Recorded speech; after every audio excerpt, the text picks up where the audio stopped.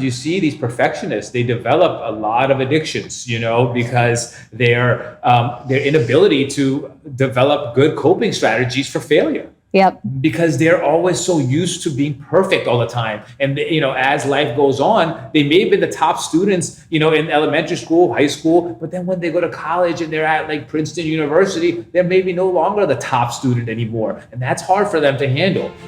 What's up? Welcome to the AlignUs podcast, a transformative journey into the world of wellness and philanthropy. I'm your host, Dr. Nikil Sharma, and I'm so grateful to have you guys here with us today. All right, well, let's get the show started today. Really excited. We have a really special guest here today, Annabelle Williamson, to help us delve into this student-teacher wellness series that we've been have been going. That's been ongoing. Excuse me. And today's topic, we're going to be talking about perfectionism and what that looks like with our students. Welcome, Annabelle. Thank you for being here today. Thanks for having me. Super happy to be here. I'm doing it too. There it is. I'm not the only one that found my words. All right. Look, seriously, thank you so much. Before we get started, for our viewers and audience, can you just give us a little bit about your background? It's quite unique for those who haven't heard it, but yes. Yes. Hi. I'm Annabelle. I'm known as La Maestra Loca, which means the crazy teacher in Spanish. I have been teaching for about 12 years. I'm currently at Morris Jeff Community School in Orleans Parish. It's a public charter and also an IB school. Currently teaching 4th and 5th grade, but I've taught elementary, middle, and high. I think a lot of people see me and see my style and see like my flamboyant, crazy attitude, and they think, oh my God, her little kids must love her. But I've really had way more experience teaching middle and high than I have elementary. I love what I do, and I love working with teachers and inspiring teachers too. All right. Well, that's evident from the way you're presenting yourself and the way the excitement just jumps off the seats, and hopefully the viewers and audience can hear it and feel it. And, today's topic is something that I also hold dearly to myself because I feel like I suffered through some perfectionism as I was growing up. And even I suffer through perfectionism in my working age right now, Yeah. And it's something that I've started to delve into as to why do we feel that we need to be perfect all the time? And I think it's something that, there's a lot of deep rooted things that can be said about that. But in a classroom environment, and with your students, it's so diverse. You have so many different students that are, surrounded with you. You have students who, may have developmental challenges, and you have students who are apathetic towards learning, and then you have students who are so dedicated and driven to learning, and they want to be like perfect at that. How does perfectionism show up in the classroom these days? I really think it's our culture. I think it's ingrained. I think it's like perfectionism is encouraged. And like, I honestly, like, I'm recently diagnosed ADHD, and perfectionism is like one of the like huge indicators of ADHD.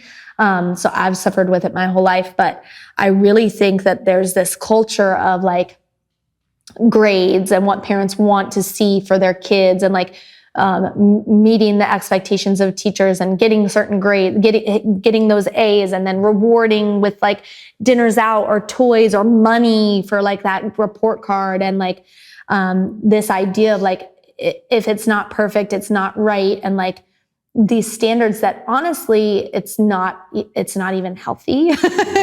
And ultimately, like, I want you to think right now, those of you who were like A students in school, I was a B, C student, but I worked my butt off. I also cared very much about what everybody thought of me. That's another trait. Like that's an Enneagram 3 thing. Like I care very much about like how I am perceived, but along with that comes perfectionism. How many of you get asked ever what your grades were in school? It literally doesn't matter. Yeah. To be clear, like it does not impact almost anything. And what matters so much more is who you are as a human and how you interact with people, how you communicate, how you connect, how you problem solve. All of that is so much more valuable when it comes to being an adult than what you get in school. Yeah. But it's a culture thing, I think. It is. And I'm just thinking about my childhood growing up. And for those that can relate, I came from a South Asian background. And with that background, education is number one. That's it. In fact, that's it. Like, that's exactly right. That nothing else mattered besides what my grades were when I was in elementary school or middle school. In fact, it's almost like I felt that the love that my parents would give was almost as if it was based on what my educational achievements were. To be honest, I mean, it may not have been that, but it felt like that, because it would be like, if I came home with a 3.5 or 3.6, that wasn't good enough, and that's just think about that. And that caused me a lot of angst. That caused me to, one time, it even caused me to change my report card to show them that it was a higher grade, like 3.9 from 3.6, and like, that's how, like, in my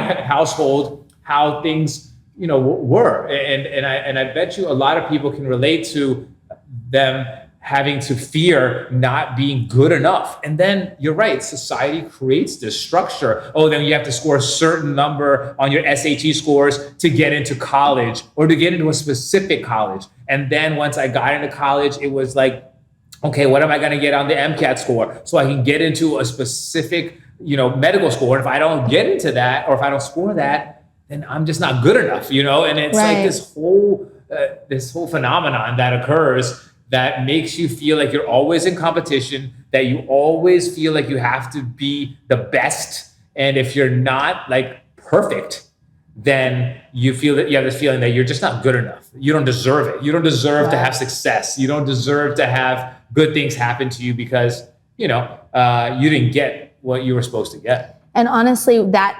mindset that like you were raised with, that the amount of years and work and therapy and like self-work that it takes to get out of that mindset of like having to be perfect and things being a certain way is so huge. Like, people have no concept like how damaging it can be to expect XYZ from kids. Also, like when you talk about South Asian culture, like in China, I don't want to misquote, but at the time I was living there, it had the highest suicide rate in the world, and directly connected, especially in youth, directly connected to academics and education. There was a school I visited that was like, you could see every child in the school, their name on a wall. And I was like, what is this wall about? And it was like a line, and there were dots along the line, and it was grade point averages. And the kids like who had the lowest grade point average, like holy cow, like it's documented visibly for people to see. I had kids who were in 3 years old in English class with me at 8 p.m. Let me just restate that. 3-year-old English class at 8 p.m. because they had so many other academic classes before that at 3 years old that they were coming to me for an 8 p.m. English class.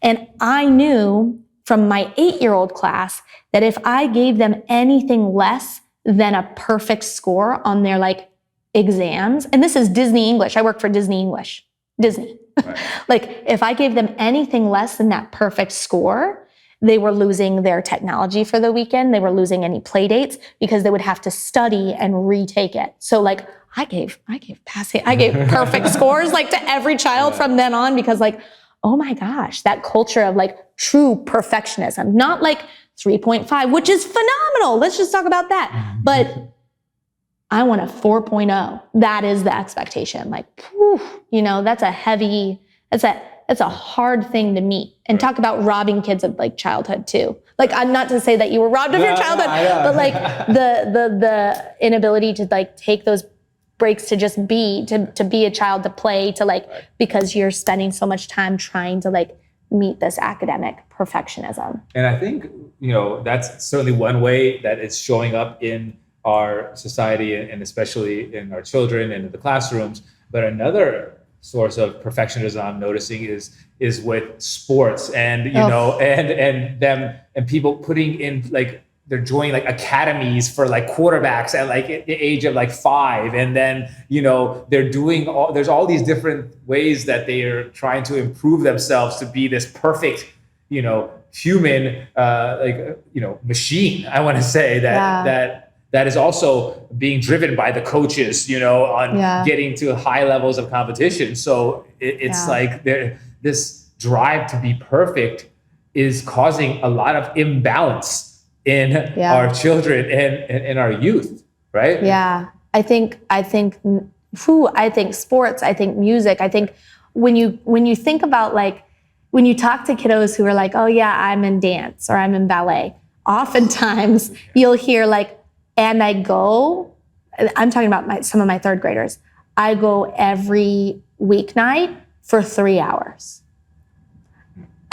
And then they have homework. Right. And then I'm like, well, when do you just get to play? Like, when do you just get to be? And I think about like when they started dance, like what was the goal when you started dance, or when you started soccer when you were 5, like when you started piano, what was the goal? And it's the joy, it's the fun, it's the learning, but it turns into, if you're semi good at something, this idea, well, maybe this is it. Maybe this could make your thing. And then because of the perfectionism, because of the time you're and the money often that parents are investing in it, this shift up for the child to like have to be good and have to be perfect at it because they don't want to let somebody down, because their parents have invested all this time and money, and like, well, and then they hide the fact that they actually hate it now. Right. Like it's not something they love anymore. It's not something they look forward to, but dang it, they better like it and they better do it because so much time and money has gone into it. And like,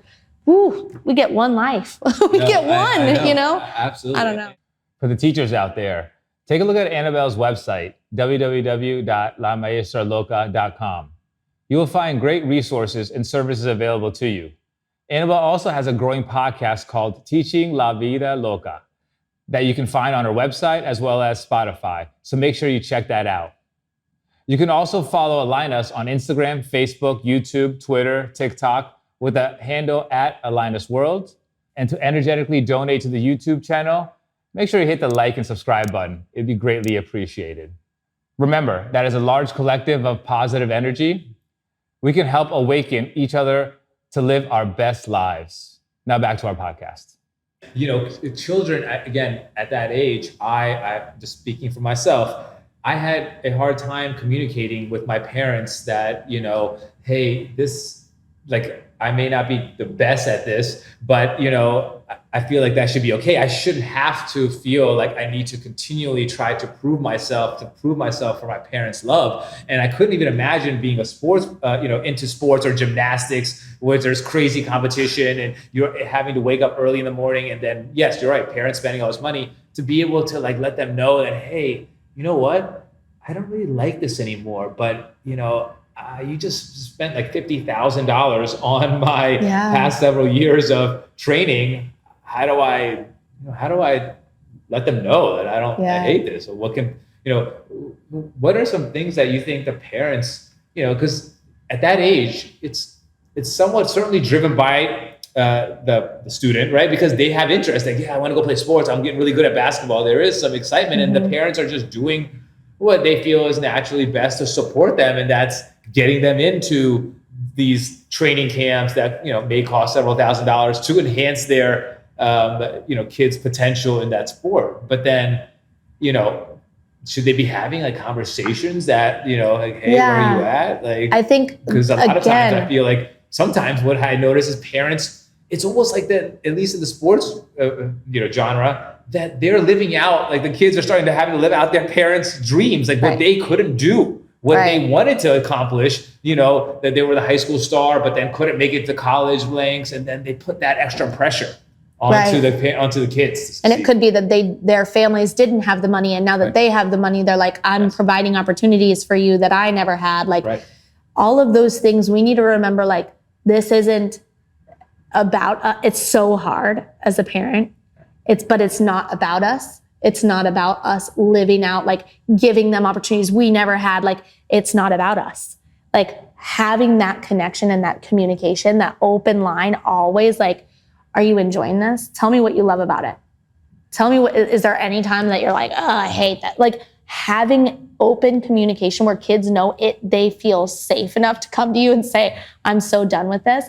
My daughter, we're almost at the opposite end. She like was in gymnastics and then wanted to quit because a friend quit, and then was in dance, but then wanted to quit because a friend quit, and then went back to gymnastics and then quit, and now wants to go back to dance. And it's having a different conversation about like commitment. Like if you want to be invested in something, like you have to show a certain level of commitment, and like, what are you willing to commit to this? Like, is this a one night a week? Are you willing to give up that one night a week of playing, creating with your Legos, whatever it is? But all of it comes back to communicating. And if kids don't feel like, if they feel like they're going to let you down, kids are, even if it doesn't feel like it as a parent, they want to please. They do. And they don't want to let you down. So listening when you're hearing signs of like, I hate this, they're using the words, I hate this. Listening, like, maybe it's time to slow down. Maybe it's not quitting altogether. Maybe it's lessening it to the point where it's joyful again and enjoyable. Yeah. Creating some sort of balance, like having them, if they are pursuing, something in the sports industry, or they're high achievers in school, helping them create a hobby or some downtime, or making sure that there's some balance that's being provided. Because what's going to happen is that when you're overly committing yourself to one particular field, and I get it, I know, being what it took to become a physician, highly competitive, then very strenuous when you're in that environment, it takes a lot of focus there. But when you're overly focused and overly driven into it, it caused me to be completely unbalanced for the rest, in terms of the rest of my life. I didn't get any business entrepreneurship understanding. I didn't spend a lot of time, learning about how to manage and handle life, as some of my friends did who had a more balanced approach. It's just all my focus there was just a straight, narrow window of gotta be a doctor, and like what that, takes. So I feel like there should have been some practices that were implemented at a younger age of how to kind of balance those things. Yeah.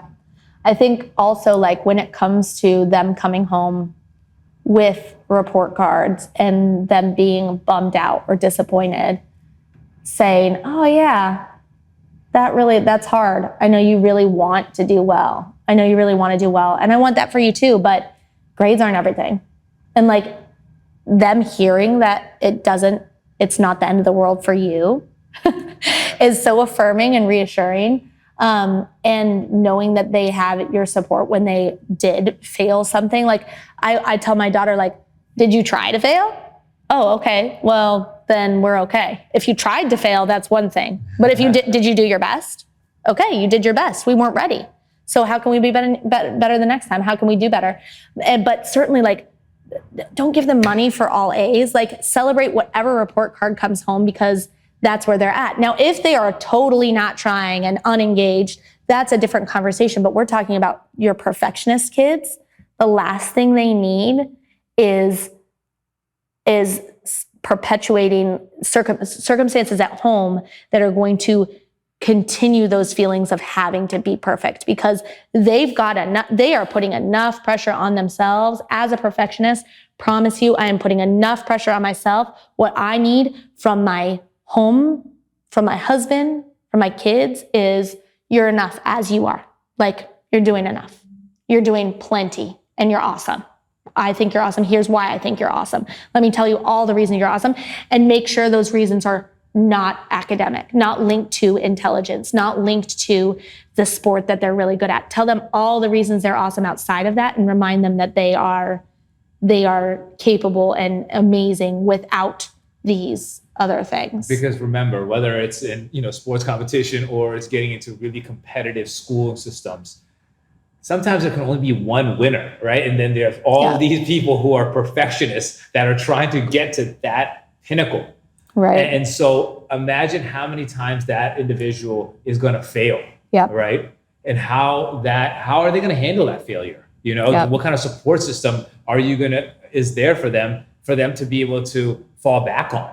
That's why oftentimes you see these perfectionists, they develop a lot of addictions, because their inability to develop good coping strategies for failure. Yep. Because they're always so used to being perfect all the time. And, as life goes on, they may have been the top students, in elementary school, high school, but then when they go to college and they're at like Princeton University, they're maybe no longer the top student anymore. And that's hard for them to handle. Or when they get into, they try to break their way into college sports, and then they get there and they realize they're no longer the starter, and they're not capable of being a starter anymore. And that brings a lot of pain, a lot of guilt and shame. So, it's important at a younger age for parents and teachers, but specifically parents, to start recognizing, hey, my son, okay, he seems really, really driven like this. He wants to really get into this, really wants to get into basketball. His goal, he's telling me he wants to go to the NBA. But, it's important for us to help create a little bit of a, hey, it's okay if you don't make it to the NBA. In fact, a lot of times, that it may not be the case, but it's about creating a nurturing, supporting environment, for them to say, hey, if you make it there, wow, amazing. One of like hundreds of millions of people that are able to do that. But if you don't, you know what? It's okay.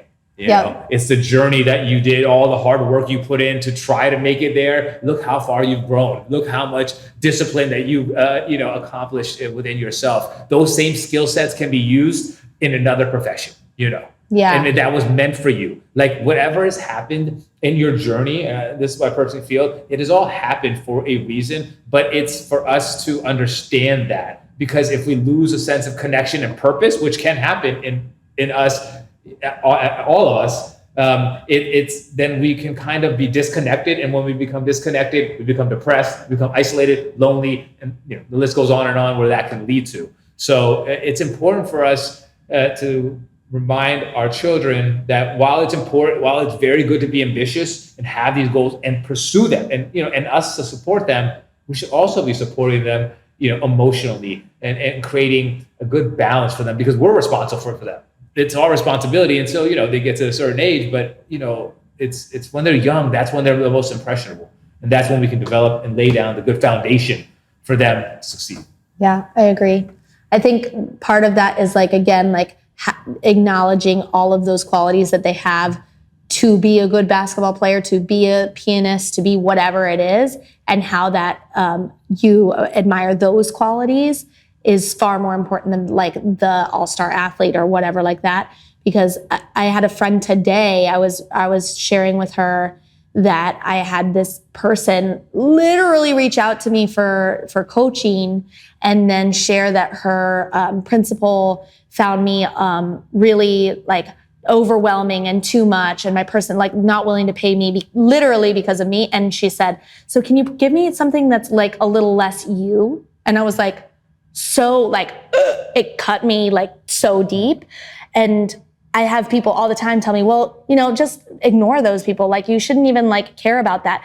But she said, no, you should care about that, because that is the human being you are. Like that's the empath you are. You're going to care about that. It's more like what she said was so powerful. She said, I love that about you.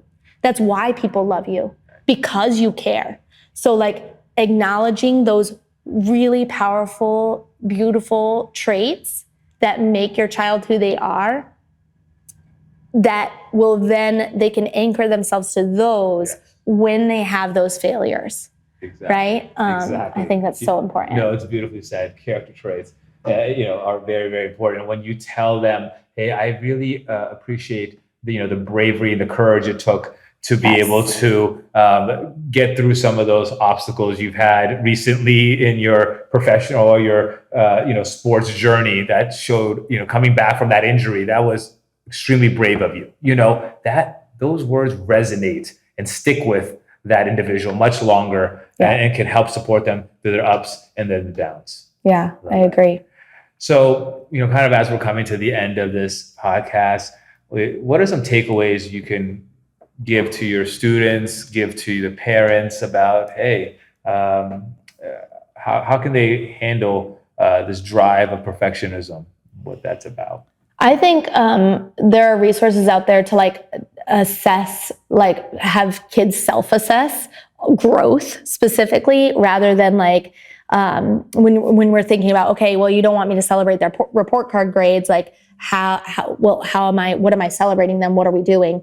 I think teaching kids how to self-assess and reflect on growth, whether it be in academics or in recognizing like their tenacious spirit or their ability to like have grit and push through a situation, or have courage and push through a situation, really giving them the tools to self-reflect, and even like writing in a journal, like tracking that growth. I know for me, like in my classroom, I don't grade traditionally. I don't teach traditionally. I don't teach language traditionally. I don't teach grammar. I don't teach spelling. I don't teach vocabulary lists. I teach for acquisition and conversation. Like I want my kids to be able to connect with other humans and do it in Spanish. So what I'm doing to grade them is literally they're keeping a journal and showing me what they can write at the beginning of the year. And then at the end of the year, it may not feel like growth because they literally will say all the time, we don't actually learn in here. All we do is talk in Spanish. And I'm like, yay, it's working. But by the end of the year, they're able to go, oh my God, look at how much I'm writing. Look at what I'm able to do. They're graded on proficiency and growth rather than you're spelling this right, you're getting this grammatically accurate. And I think there's so much power in the kids' ability to see that and measure their growth in whatever subject it is, and you celebrating growth and like a mental and emotional, social emotional growth rather than just always the academics. There's so much power in that. Beautifully said. Man, your students are extremely lucky to have you, Annabelle. I'm not gonna lie. If I had children, there's no doubt I would be finding a way to get them under your care. And I'm sure a lot of listeners and viewers here would feel the same sentiment. Thank you for tuning into the AlignUs podcast, where we inspire a world of wellness and philanthropy. You can connect with Annabelle on her Instagram, Facebook, Twitter, YouTube, or Threads account at La Maestra Loca, or find inspiration through her website and blog, www.lamaestraloca.com. She also has a growing podcast called Teaching La Vida Loca. For more resources and events, and to stay connected to the AlignUs app release, visit our website at www.alignusworld.com. You can also follow us on our Instagram, Facebook, YouTube, and TikTok pages with the handle at AlignUsWorld. Until we meet again, stay aligned, stay connected, and stay anchored into the power of unconditional love. Namaste.